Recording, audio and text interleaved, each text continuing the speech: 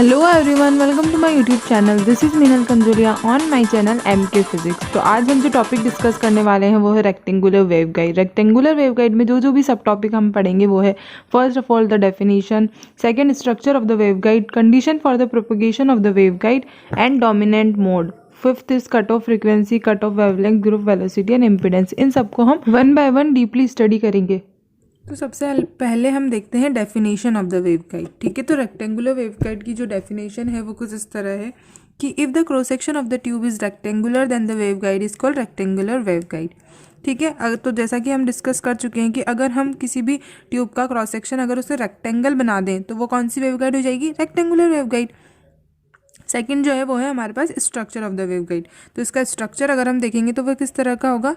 कुछ इस तरह का स्ट्रक्चर होगा वेवगाइड का, रेक्टेंगुलर वेवगाइड का। ठीक है, सो यहाँ पे हमने तीन एक्सिस बना रखी है, एक्स वाई जेड एक्सिस। इसमें हमने रेक्टेंगुलर वेवगाइड को रखा हुआ है। तो ये जो डिस्टेंस है, ये जो लेंथ है रेक्टेंगुलर वेवगाइड की, वो हमने अज्यूम की है ए, और ये जो है ब्रेड्थ ये कितनी है? बी। ठीक है, और ये जो है ये वाली जो साइड है ये इनफाइनाइट तक एक्सटेंड हो सकती है, क्योंकि वेव गाइड है, वेव ट्रेवल करेगी, तो हमें ये थोड़ी पता है कि कितनी लंबी वेव ट्रेवल करेगी। ठीक है, तो ये जो होगा ये एक्सटेंड हो सकता है पार्ट, ये वाला जो पार्ट है ये एक्सटेंड होगा, और ये जो है ये होगा ये हमारी ब्रेड्थ, और ये हो गई हमारी लेंथ ए।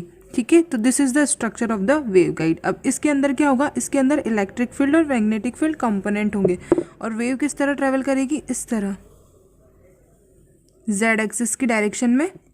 ये जो हमारी है ये क्या होगी? Direction of the propagation which is Z axis. इस डायरेक्शन में क्या होगी? इस डायरेक्शन में हमारी वेव प्रोपोगेट करेगी इस तरह। और जो होगा ये क्या हो गई? माइक्रोवेव। माइक्रोवेव किस तरह की वेव है? एक इलेक्ट्रोमैग्नेटिक वेव है। तो इसमें क्या होगा? इलेक्ट्रिक और मैग्नेटिक फील्ड कंपोनेंट भी होंगे। तो इलेक्ट्रिक फील्ड, मैग्नेटिक कंपोनेंट, अगर इलेक्ट्रिक फील्ड जो कंपोनेंट है वो अगर एक्स डायरेक्शन में होगा तो क्या होगा?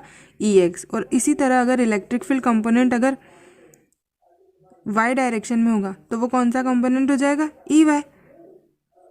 और अगर जेड डायरेक्शन में होगा तो कौन सा कंपोनेंट हो जाएगा? E Z. इलेक्ट्रिक फील्ड के कंपोनेंट की बात कर रहे हैं अभी हम। इसी तरह जो मैग्नेटिक फील्ड कंपोनेंट होंगे वो भी किस तरह हो जाएंगे कि H X, H Y and H Z. H से हम क्या करते हैं? इलेक्ट्रिक फील्ड कंपोनेंट को हम ई से डिनोट करते हैं, और मैग्नेटिक फील्ड को हम एच से डिनोट करते हैं। ठीक है, तो नाउ अब हम इसके बाद आगे और डिस्कस करते हैं।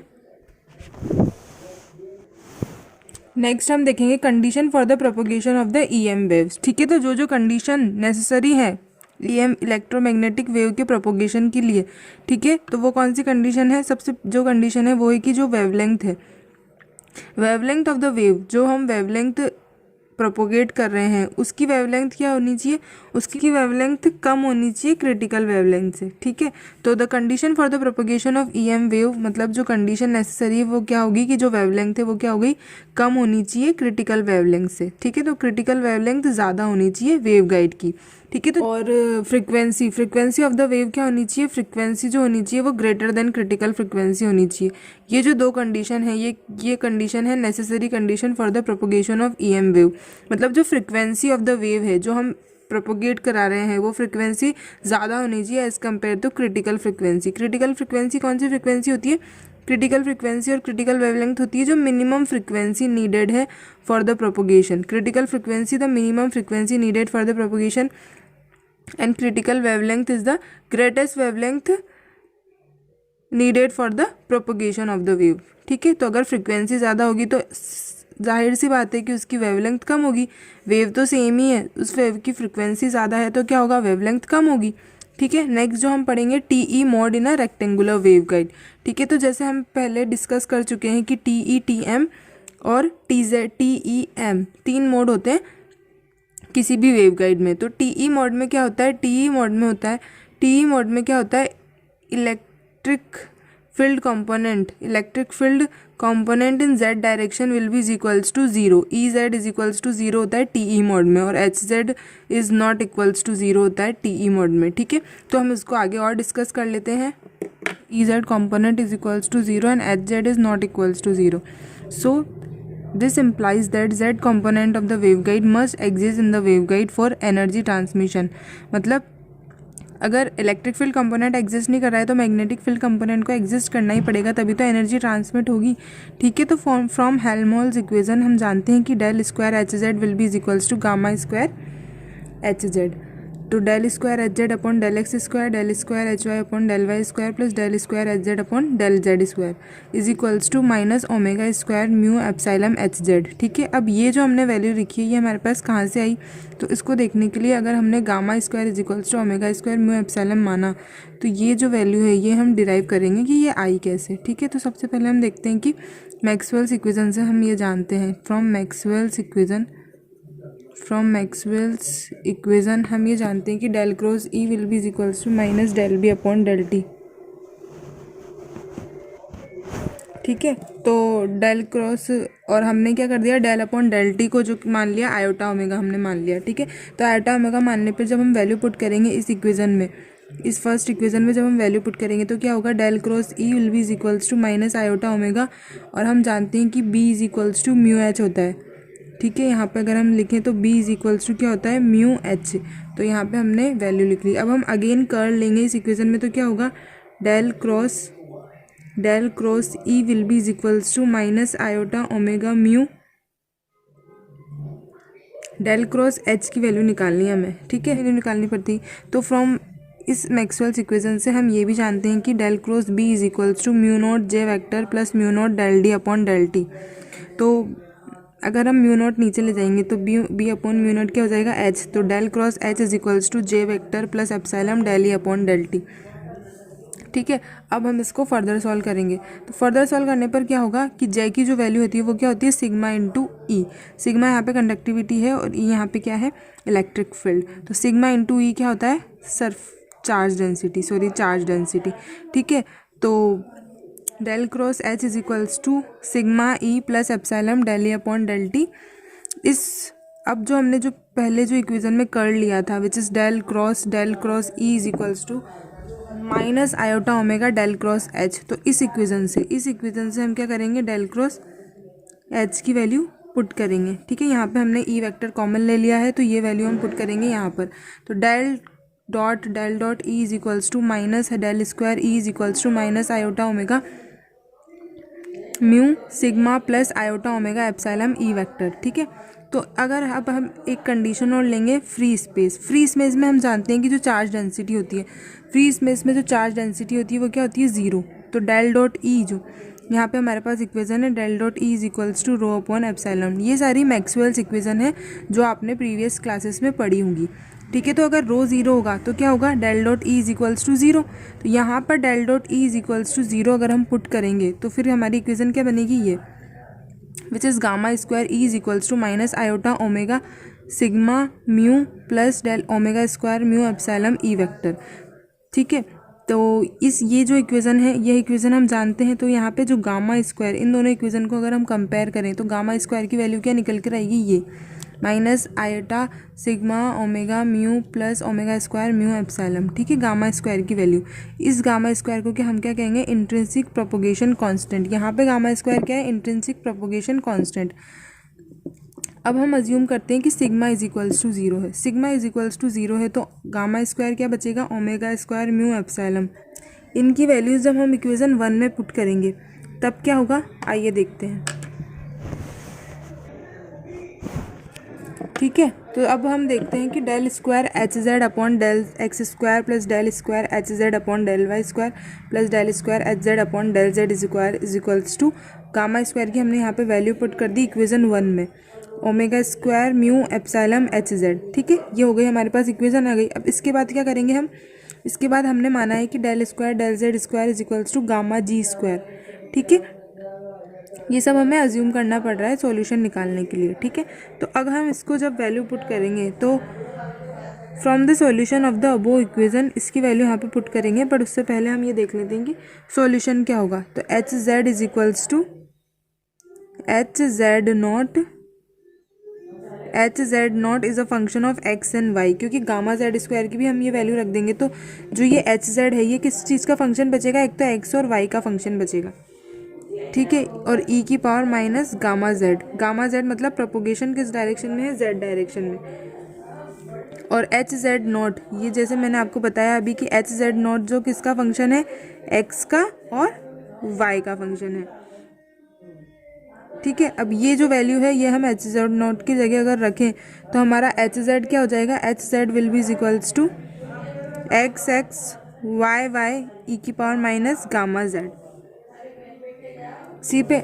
ठीक है, अब इस इक्वेशन को हम पुट करेंगे यहाँ पर, इस इक्वेशन की वैल्यूज हम यहाँ पुट करेंगे तो हमारे पास क्या बचेगा, जैसे कि हमने बताया H Z is a function of X and Y, X और वाई दोनों का फंक्शन है एच जेड, तो हम यहाँ पर वाई कॉमन लेंगे और एच जेड क्या बचेगा, del square x upon del x square. Similarly यहाँ पे बचेगा X del square Y upon del Y square plus del square del Z square की जगह हम पुट करेंगे गामा जी का होल स्क्वायर, एच जेड छोड़ी एच जेड की जगह हम क्या लिखेंगे, एक्स और वाई लिखेंगे minus omega square mu epsilon, H Z की जगह लिखेंगे एक्स और वाई, क्योंकि एच जेड किसका फंक्शन है, एक्स और वाई का फंक्शन है। ठीक है, अब हम इसको क्या करेंगे, divide by X Y on both the sides. ठीक है, तो यहाँ पे अब क्या करेंगे, हम डिवाइड करेंगे एक्स वाई से, divide by X and Y. Divide अगर हम एक्स वाई से करेंगे तो क्या होगा, 1 upon X upon del square x upon del x square plus 1 upon Y del square Y upon del Y square. इसको जब हम इधर शिफ्ट करेंगे तो हमारे पास क्या बचेगा, एक्स वाई से हम डिवाइड कर रहे हैं तो यहाँ पे भी एक्स वाई कैंसिल हो जाएगा, बचेगा क्या, minus omega square mu epsilon plus gamma G का होल स्क्वायर। ठीक है, ये बचेगा हमारे पास। अब इसको हम किसके इक्वल रख लेंगे, इस जो वैल्यू है इसको हम रख देंगे के सी के इक्वल, तो क्या बचेगा हमारे पास, 1 upon x del square x upon del x square plus 1 upon Y del square Y upon del Y square is equals to minus K C whole square. ये जो वैल्यू है इसको हमने किसके इक्वल रख दिया, के सी के इक्वल। ठीक है, अब हम देख सकते हैं कि ये जो है ये सिर्फ एक्स का फंक्शन है और ये है ये किसका, वाई का फंक्शन है।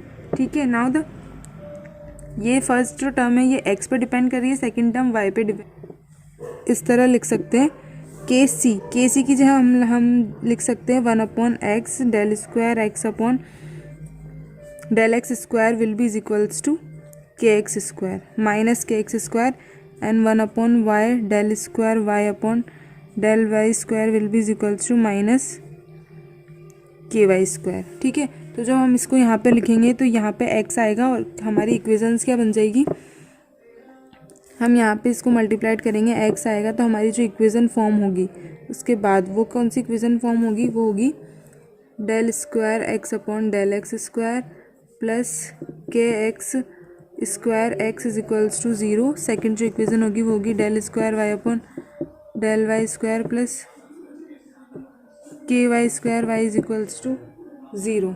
ठीक है, तो ये कौन सी इक्वेशन है, ये हो गई हमारे पास harmonic equation, simple harmonic equation है। तो इनके जो सॉल्यूशन होते हैं वो भी हम देख चुके हैं। तो इसका जो सॉल्यूशन होगा फर्स्ट इक्वेशन का वो क्या होगा, ए साइन के x x plus B cos X cos K x X Y Y is equals to C sine के Y Y plus D cos K Y Y. ठीक है, तो अब जो सॉल्यूशन हम लिखेंगे एक्स एक्स हमें निकल गया, एक्स वाई वाई भी हमारे पास निकल गया। अब जो हम इसका कंबाइन सॉल्यूशन लिखेंगे तो H Z will be is equals to A sine के एक्स एक्स एक्स की जगह हमने ये रख दिया। ठीक है, ये जो इक्वेशन हमने लिखी है ना, ये वाली जो इक्वेशन लिखी है H Z is equals to, यहाँ पे हम एक्स एक्स और वाई वाई की वैल्यू रखेंगे। तो इसको हम रखेंगे तो हमारे पास जो इक्वेशंस फॉर्म होगी वो क्या क्या होगी, k x x plus B cos k x x C sine के वाई क्यों आया, क्योंकि वाई का फंक्शन है, डी कॉस के वाई ई की power minus iota beta g z. ठीक है, गामा को हम बीटा जी भी लिख सकते हैं। ठीक है, तो अब हम जब देखें तो हम अगर देखना चाहें तो जो ए के एक्स जो है वो क्या होता है हमारे पास एम पाई अपॉन बी। अगर हम सिंपल हार्मोनिक मोशन हम इक्वेशंस देखते हैं तो हमारे पास के एक्स होता है ये, इसीलिए के वाई यहाँ पे क्या होगा एन पाई अपॉन बी। ठीक है, एम जो है ये क्या है बी कोऑर्डिनेट से रिलेट कर रहा है, और सॉरी एम ए से रिलेट कर रहा है और एन बी से रिलेट कर रहा है। मैंने आपको डायग्राम में बताया था कि ए क्या है यहाँ पे ब्रॉड डायमेंशन और बी क्या है नैरो डायमेंशन। नाउ हम एक और चीज़ जो समझेंगे उसे हम देख लेते हैं। ठीक है, तो फ्रॉम मैक्सवेल्स इक्वेशन हम ये जानते हैं कि del cross E is equals to minus iota omega mu H. अभी हमने पहले ही ये चीज़ डिराइव कर चुके हैं हम। तो सिमिलरली अगर हम एच का कर लें तो भी क्या होगा del square del cross E is equals to iota omega epsilon E vector. ठीक है, ये दो इक्वेशन हमने लिखी। अब हम फर्स्ट इक्वेशन को अगर सॉल्व करें तो डेल को हम ये जो स्केलर प्रोडक्ट है ये हम कैसे ओपन करते हैं, I cap J cap K cap del upon del X del upon del Y del upon del Z, और यहाँ पे ई है तो ई के component E X E Y E Z. Similarly is equals to minus iota omega mu H vector है, इसके component H X I cap H Y J cap H Z K cap. ठीक है, अब हम इसको further solve करेंगे तो जो इक्वेशन हमारे पास आएगी उसमें हम क्या करेंगे बाउंड्री कंडीशन लगाएंगे। बाउंड्री कंडीशन के बाद जो सॉल्यूशन हमारे पास आएगा उसे मैं आपको बता देती हूँ।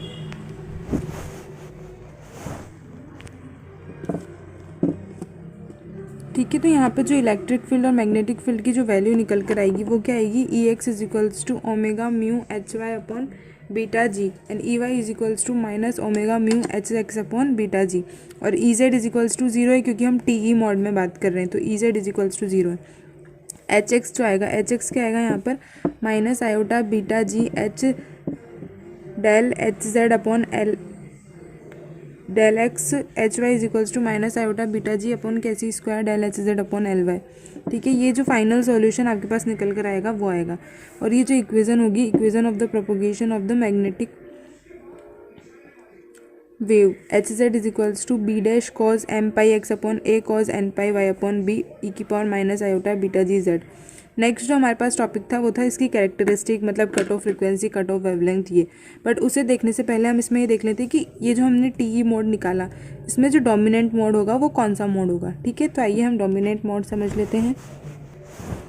ठीक है, तो अब हम देखते हैं dominant mode in the rectangular waveguide. ठीक है, जो रेक्टेंगुलर वेवगाइड में जो डोमिनेंट मोड होगा तो डोमिनेंट मोड होता है क्या है, the dominant mode in a particular guide is the mode having the lowest cut off frequency and maximum cut off wavelength. Similar सी बात है, अगर फ्रिक्वेंसी ज़्यादा होगी तो वेवलेंथ क्या होगी कम होगी, और फ्रिक्वेंसी कम होगी तो वेवलेंथ क्या होगी ज़्यादा होगी। तो जो लोवेस्ट फ्रिक्वेंसी पर मैक्सिमम वेवलेंथ पर जो मोड एग्जिस्ट करेगा वो कौन सा मोड होगा, डोमिनेंट मोड। ठीक है, तो हम एम और एन की वैल्यू अलग अलग वैल्यूज़ रख के देखेंगे। जो हम कैरेक्टरिस्टिक अभी कैलकुलेट करेंगे जैसे cut off frequency cut off wavelength उसमें हम ये वैल्यू रखेंगे m is equals to zero n is equals to zero m is equals to one n is equals to zero m is equals to zero and n is equals to one. ठीक है, तो अगर हम इसे लिखेंगे तो कैसे लिखेंगे, टी ई एम एन की जगह अगर हम लिखेंगे तो क्या होगा टी ई 00 TE10 TE01 और TE11। ठीक है, ये सब हम वैल्यू पुट करेंगे तो जब हमें सबसे कम फ्रिक्वेंसी मिलेगी वो कौन सा मोड होगा, डोमिनेंट मोड। अगर हम रेक्टेंगुलर वेवगाइड के केस में बात करें तो टीई मोड में जो डोमिनेंट मोड होगा वो कौन सा मोड होगा, TE10 वाला मोड जो होगा वो कौन सा होगा, डोमिनेंट मोड। ठीक है, तो अब हम इसकी कैरेक्टरिस्टिक देख लेते हैं अलग अलग। फिर उन कैरेक्टरिस्टिक में सपोज डोमिनेंट मोड में जो फ्रिक्वेंसी होगी उसकी जो वैल्यू होगी वो क्या होगी वो हम देखेंगे। ठीक है, ठीक है, तो कैरेक्टरिस्टिक जो सबसे फर्स्ट कैरेक्टरिस्टिक है वो क्या है, कट ऑफ फ्रिक्वेंसी। तो कट ऑफ फ्रिक्वेंसी का जो फॉर्मूला होगा रेक्टेंगुलर वेवगाइड के लिए वो क्या होगा, 1/2 root of mu epsilon root of k x square plus के वाई स्क्वायर। ठीक है, अब के एक्स और के वाई की वैल्यू हम जानते हैं M pi upon A N pi upon A. तो जब हम ये वैल्यू पुट करेंगे तो F C will be is equals to 1/2 root of mu epsilon and root of M pi upon A का whole square plus N pi upon B का whole square. ठीक है, तो ये हो गई हमारी वैल्यूज़। अब हम जब पाई बाहर लेंगे तो क्या बचेगा, पाई से पाई कैंसिल हो जाएगा और जो हमारे पास वेवलेंथ बचेगी वो क्या बचेगी, 1/2 mu epsilon root of m square upon a square plus n square upon b square. ठीक है, अभी हमने देखा था कि डोमिनेंट मोड में जो हम वैल्यू अलग अलग पुट कर रहे थे, ठीक है, तो m इज इक्वल्स टू 0 और n इज इक्वल्स टू 0 जब हम पुट करेंगे, ठीक है, तो यहाँ पे क्या हो गई एफ सी 0 0, तो m is equals to 0 n is equals to 0 हम पुट करेंगे तो हमारे पास क्या बचेगा, तो ये पूरी f c is equals to 0। ठीक है, तो कट ऑफ फ्रिक्वेंसी 0 हो जाएगी, कट ऑफ फ्रिक्वेंसी 0 हो जाएगी। बट अगर हम m इज इक्वल्स टू 1 और n is equals to 0 put करें, ठीक है, तो एफ सी 1 0, तो जब हम 1 m is equals to 1 put करेंगे तो क्या हमारे पास वैल्यू आएगी 1 upon root of 2 mu epsilon naught which is equals to c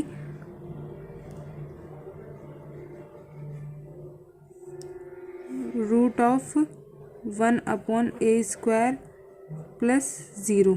ठीक है, तो क्या जो वैल्यू आएगी वो क्या आएगी 1 अपॉन 2a, 1 अपॉन 2a और 1 अपॉन रूट ऑफ म्यू क्या होता है c होता है, तो जो कट ऑफ फ्रिक्वेंसी आएगी वो क्या होगी c अपॉन 2a, और यही कौन सा मोड है, डोमिनेंट मोड। सिमिलरली अगर हम m इज इक्वल्स टू 0 रख के और n इज इक्वल्स टू 1 रखेंगे तो क्या आएगी हमारे पास 1 अपॉन 2b। यहाँ पे a क्या है, a हमारे पास है ब्रॉड डायमेंशन और b क्या है, नैरो डायमेंशन। ठीक है, तो जो और एफ सी 0 1 की जो वैल्यू आएगी वो क्या आएगी c अपॉन 2b। ठीक है, जो नेक्स्ट जो कैरेक्टरिस्टिक जो हम कैलकुलेट करेंगे वो क्या है, वो है कट ऑफ वेवलेंथ। ठीक है, तो कट ऑफ वेवलेंथ का जो फॉर्मूला है वो क्या है हमारे पास 2 pi upon root of k x square plus के वाई स्क्वायर। ठीक है, तो कट ऑफ वेवलेंथ का ये फॉर्मूला है, इसमें हम के एक्स और के वाई की वैल्यू पुट करेंगे तो क्या होगा 2 pi upon root of m square pi square upon a square, similarly n square pi square upon b square. ठीक है, फिर इसीलिए इसलिए हम अगर हम lambda c cut off wavelength के लिए lambda c 1 0 m is equals to 1 n is equals to 0 रखें तो हमारे पास क्या आएगी वैल्यू 2 pi upon m is equals to 1, that will B pi into ए और एन इज इक्वल्स टू 0। ठीक है, तो जो कट ऑफ वेवलेंथ आएगी वो हमारे पास कितनी आएगी 2 की, और कट ऑफ फ्रिक्वेंसी आएगी। ठीक है, जो दो और जो कैरेक्टरिस्टिक है वो है फेस कांस्टेंट और इम्पीडेंस। फेस कांस्टेंट क्या होता है, gamma G will be equals to iota beta G, और बीटा जी क्या होगा यहाँ पे omega root of mu epsilon root of 1 minus F C square upon F square. और जो कट ऑफ इम्पीडेंस अगर हम बात करें, जो इम्पीडेंस होगा वो क्या होगा ZTE10 मोड पर eta upon root of 1 minus F C upon F का whole square, that will be equals to eta upon root of 1 minus lambda upon 2a का whole square. Thank you. Please like, share and subscribe and make it reach to more and more students. Thank you.